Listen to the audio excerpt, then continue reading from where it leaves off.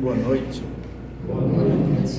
Que a paz do Mestre Jesus nos envolva e que possamos nós, então, receber algumas informações que nos ajudem em nossa caminhada. Logo que cada um faça bom proveito. Vamos trazer material que está no Evangelho segundo o Espiritismo, no capítulo 25, em que tem como título Buscai e achareis. Eu vou ler a passagem que Mateus registra para que a gente consiga então compreender, assimilar, abrir o nosso pensamento para o que teremos a seguir. Então registrou Mateus as palavras de Jesus: Pedi e dar-se-vos-á, buscai e achareis, batei e abrir-se-vos-á, porque todo o que pede recebe, e o que busca acha, a quem bate abrir-se-á. Ora, qual de vós, porventura, é o homem que, se seu filho lhe pedir pão, lhe dará uma pedra? Ou porventura, se lhe pedir um peixe, lhe dará uma serpente? Pois, se vós outros, sendo maus, sabeis dar boas dádivas aos vossos filhos, quanto mais o vosso Pai, que está nos céus, dará bens aos que lhe pedirem.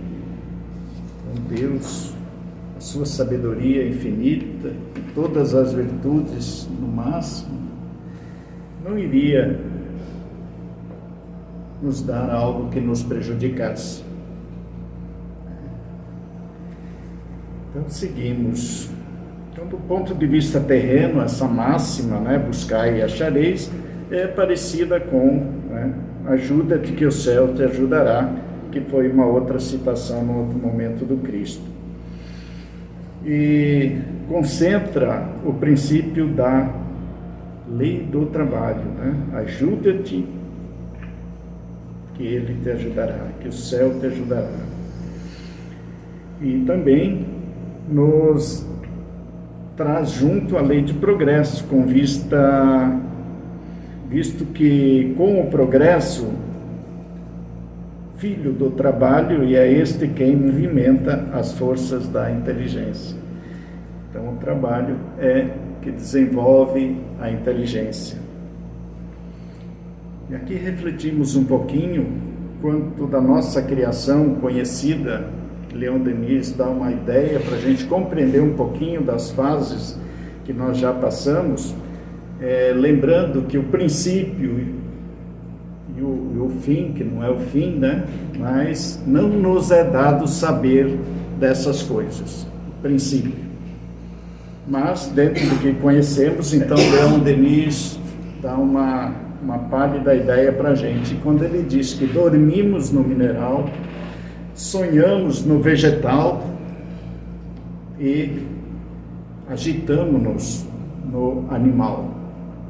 Então, esses três reinos, essas três, nós passamos adquirindo sentido com o princípio espiritual em formação, mas dentro do reino animal nós alcançamos a condição de ter o nosso livre-arbítrio, fazer as nossas escolhas, ser responsáveis pelos nossos atos. Então, dentro do reino animal, nós somos os seres inteligentes do universo, E assim nós temos essa capacidade, então ganhamos essa capacidade de fazer as nossas escolhas, repito, mas também sermos responsáveis pelos nossos atos a partir de então. Na infância da humanidade, o homem só aplica a sua inteligência a tratar das suas necessidades básicas, que quando chegamos nessa condição de ser humano dentro do reino animal, seres racionais que somos nós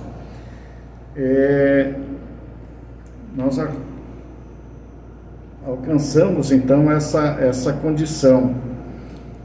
E desse momento nós só temos nossas necessidades básicas e ignorância, desconhecimento de tudo. Aí partimos então em suprir essas necessidades básicas com o trabalho, desenvolvendo a inteligência, né, e assim progredindo, né? Então, na infância e humanidade, o homem só aplica a sua inteligência a tratar da sua nutrição, dos meios de se preservar das intempéries e de defender dos inimigos, preservar as intempéries, repito aqui, mas Deus lhe considera mais do que ao animal. Então, o animal também faz isso, ele se defende, ele procura se alimentar, né? E também de se abrigar, tudo mais. Mas o ser humano tem algo mais. Esse algo mais, a inteligência, né? E o desejo incessante do melhor. Nós sempre temos esse desejo. Está em nós, alcançando, suprindo uma necessidade, e a gente inventa outra, a gente cria outras. E aí, com o trabalho, com o desenvolvimento, a gente vai evoluindo e vai crescendo. Então, é normal no ser humano o desejo constante da melhora, em todos os sentidos.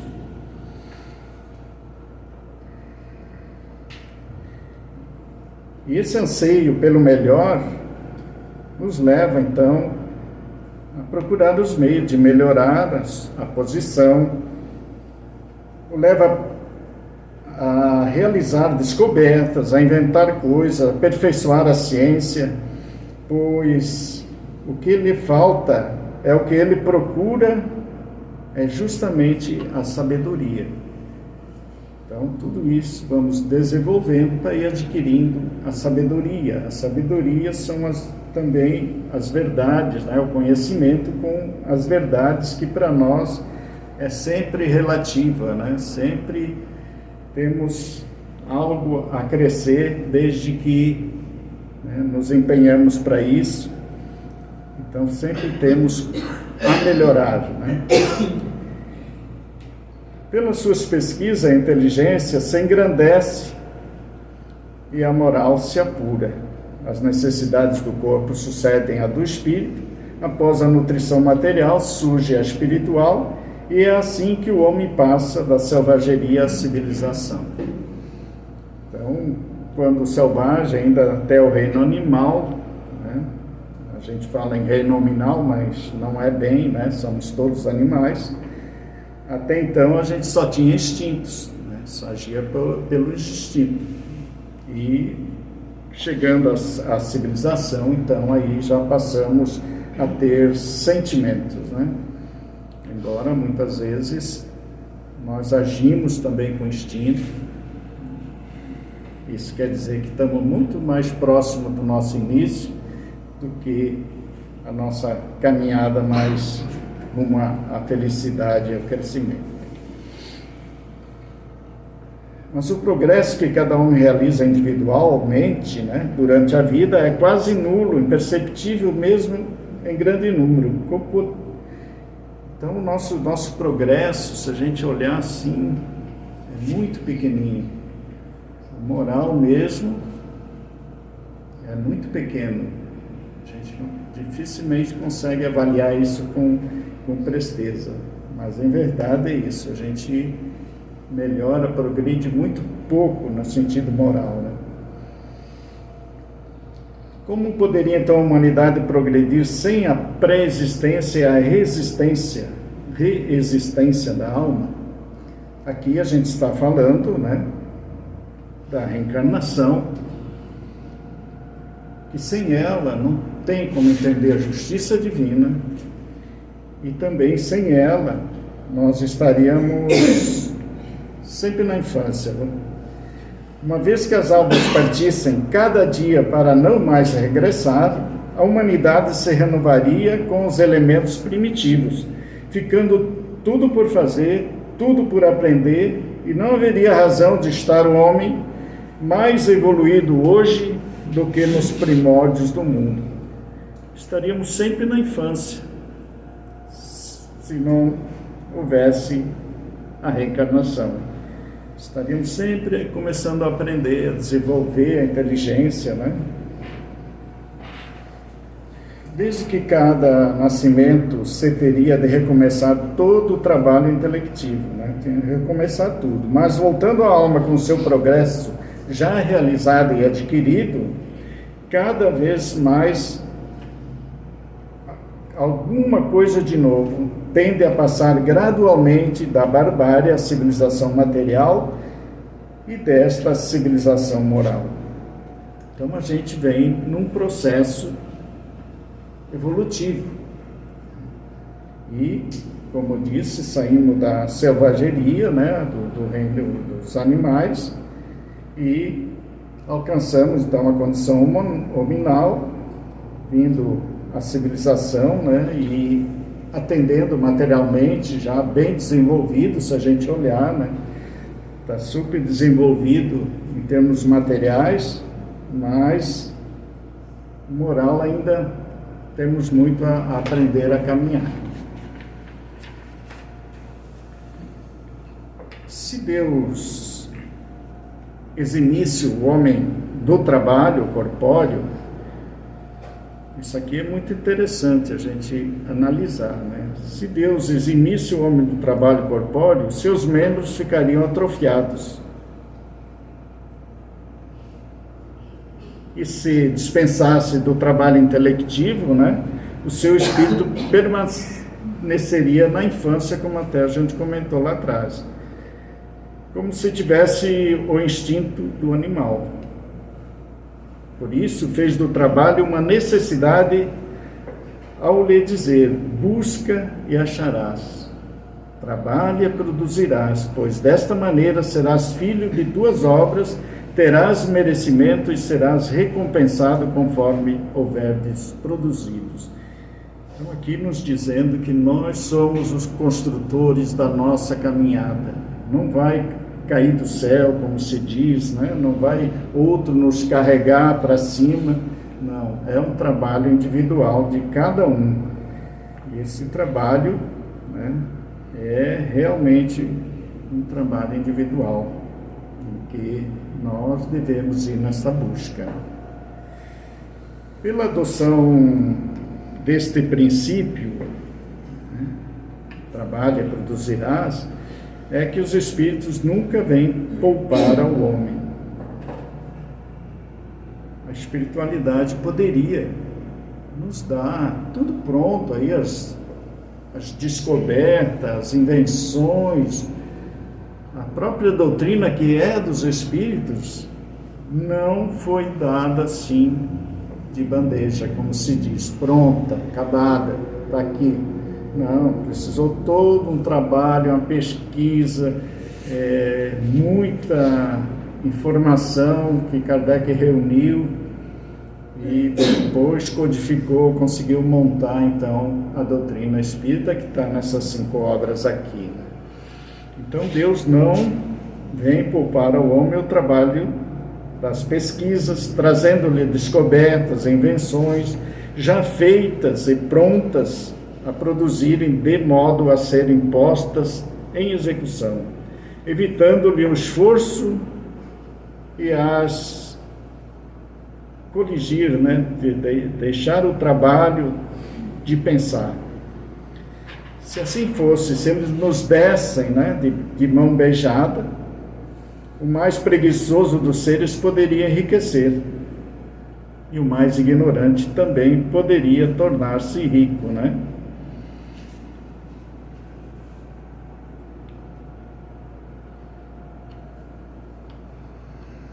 Vangloriando-se, então, criaturas nessa condição, se assim não fosse, né? A um e outro daquilo que não fizeram.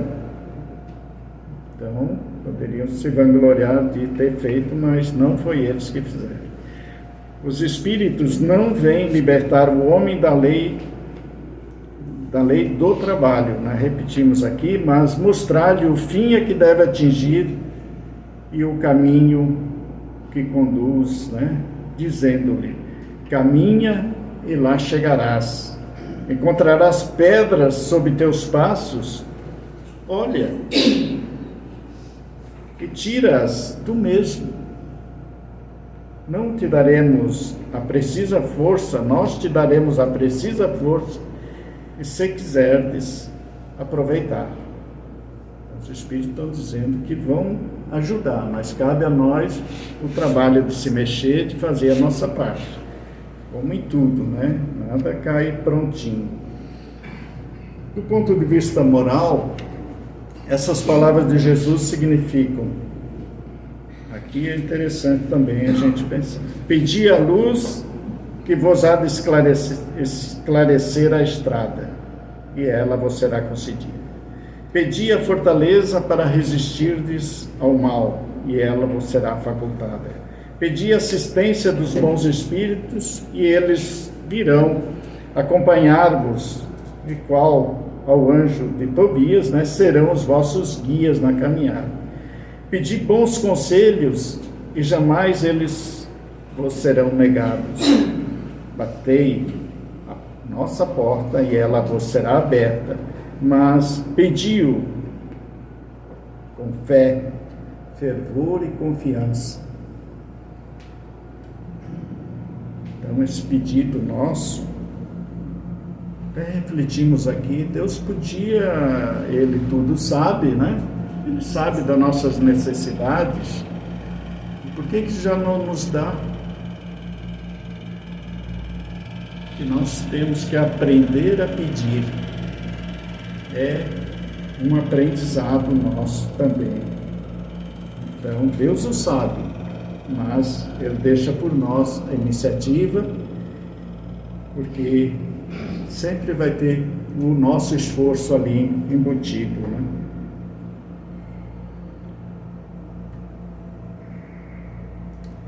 Apresentai-vos, aí ele nos fala assim: apresentai-vos com humildade, nunca com arrogância, porque, não sendo assim, ficareis abandonados às próprias forças, de que resultarão as quedas que serão a punição do vosso orgulho. Tal o sentido das palavras: buscai e acharei, batei e abrir-se-vos-á. Então aqui, abrir o coração, os sentimentos. E aqui não precisa ser às pressas, rogativas, pedidos escritos, já decorados, né? Diria que tem mais valor, claro que Deus observa as intenções, mas tem mais valor quando se conversa, abre o coração para com Deus. Bom, quando pedimos com vontade, com coração, nenhuma oração fica perdida e sem resposta, né? Quando o Pai não nos atende, né? Como queríamos, que nós somos muito imediatistas, né? Nós queremos sempre as coisas para quando a nossa vontade, né? Então, quando Ele não nos atende, confiemos nele, aceitemos, porque um dia nós vamos compreender por que Ele não nos deu. E damos tempo, claro, esperamos, mas ativos, trabalhando, fazendo a nossa parte, tentando superar toda e qualquer dificuldade que nos apareça.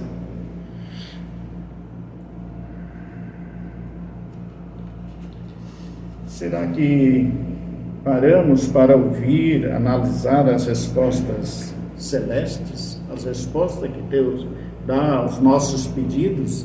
A gente para analisar e ver, perceber se realmente aconteceu ou não? Muito difícil, né? O mais comum é dizermos que Deus esqueceu de nós. Quantas vezes sentimos-nos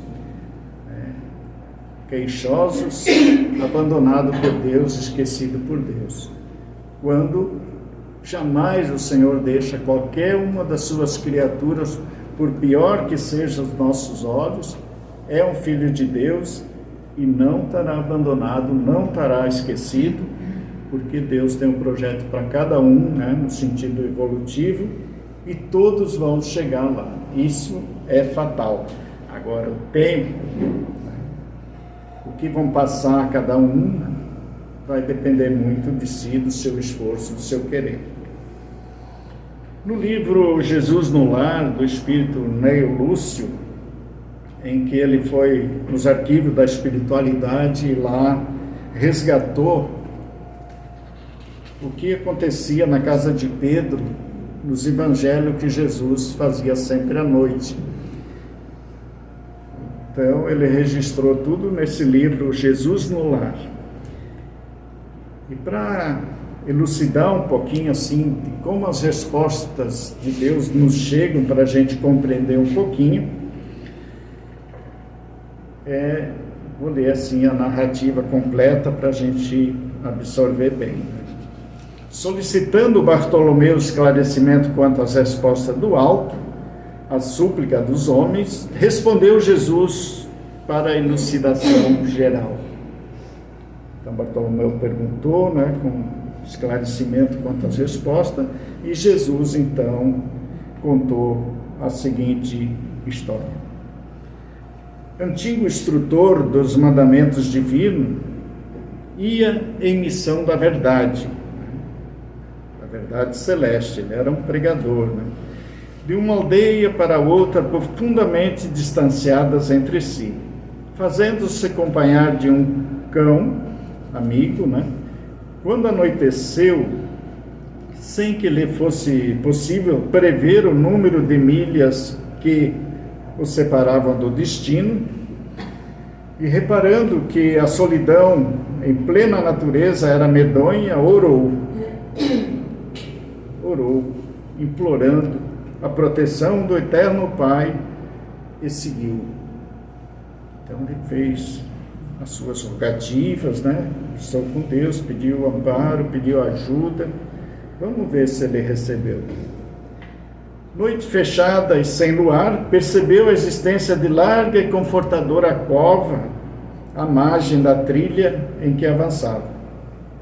E acariciando o animal que o seguia, vigilante, dispôs-se a deitar-se e dormir. Começou a se instalar pacientemente, mas espessa nuvem de moscas vorazes o atacou de chofre, obrigando-o a retornar ao caminho. Não foi possível ficar ali naquela cova que achou que estaria bem protegido, acolhido. O ancião, né, continuou a jornada, quando se lhe deparou o volumoso riacho, num trecho em que a estrada se bifurcava. Ponte rústica oferecia passagem pela via principal, e além dela, a terra parecia sedutora, porque mesmo envolvida na sombra noturna, assemelhava-se a extenso lençol branco. Então, a estrada após a ponte parecia ser muito boa, né?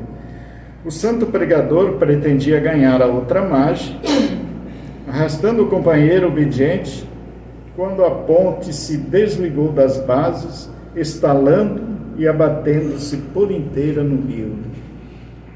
Então, quando se aproximou da ponte, a ponte quebrou-se toda e caiu no rio.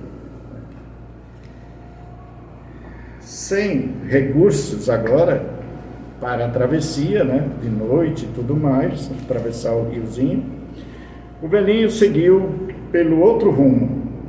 Encontrando robusta árvore, ramalhosa e acolhedora, pensou em abrigar-se convenientemente, porque o firmamento anunciava a tempestade pelos trovões longínquos. O vegetal respeitável oferecia asilo fascinante e seguro no próprio tronco aberto. Dispunha-se ao refúgio, mas a ventania começou a soprar, tão forte que o tronco vigoroso caiu, partindo sem remissão. Caiu a árvore que era tão frondosa, que tinha uma parte embaixo que podia ele ficar ali protegido. Exposto então à chuva, o peregrino movimentou-se para adiante.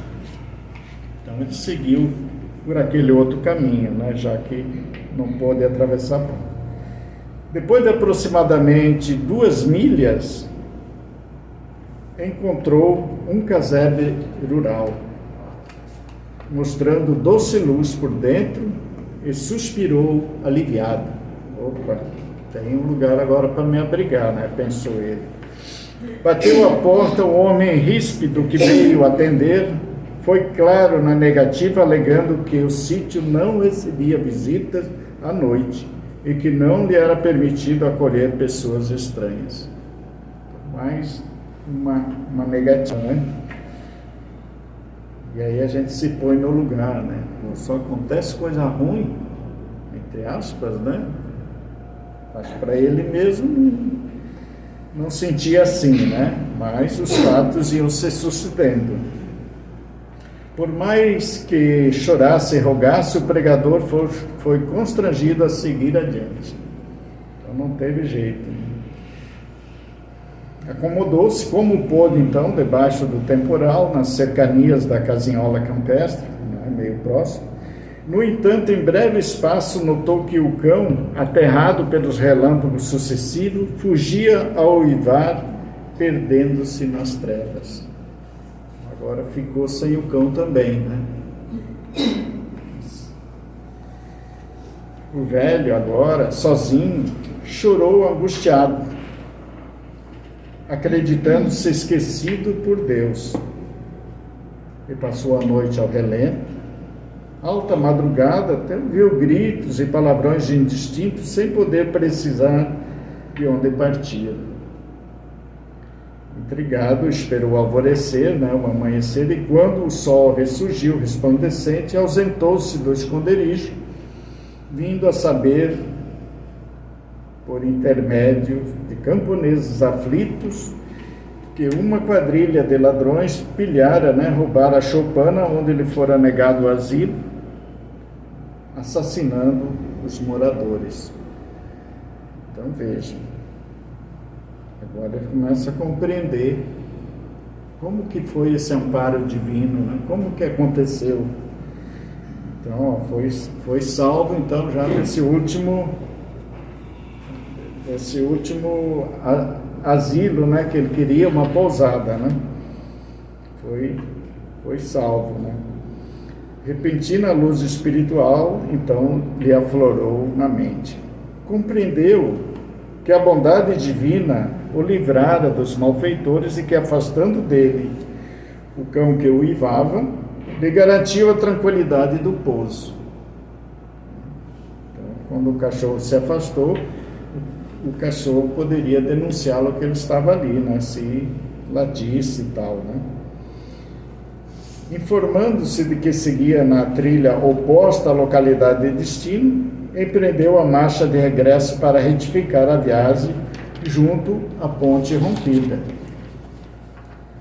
Foi esclarecido por um lavrador de que a terra branca do outro lado não passava de pântano traiçoeiro em que muitos viajores imprevidentes haviam sucumbido. Então, mais um livramento, como se diz, né? O velho agradeceu o salvamento que o pai lhe enviara, e quando alcançou a árvore tombada, um rapazinho observou-lhe que o tronco dantes acolhedor era conhecido covil de lobos. Aquele abrigo que tinha embaixo da árvore era onde os lobos pousavam ali. Muito grato ao Senhor, que tão milagrosamente o ajudara, procurou a cova onde tentara o repouso, né? E nela encontrou um ninho de perigosas serpentes.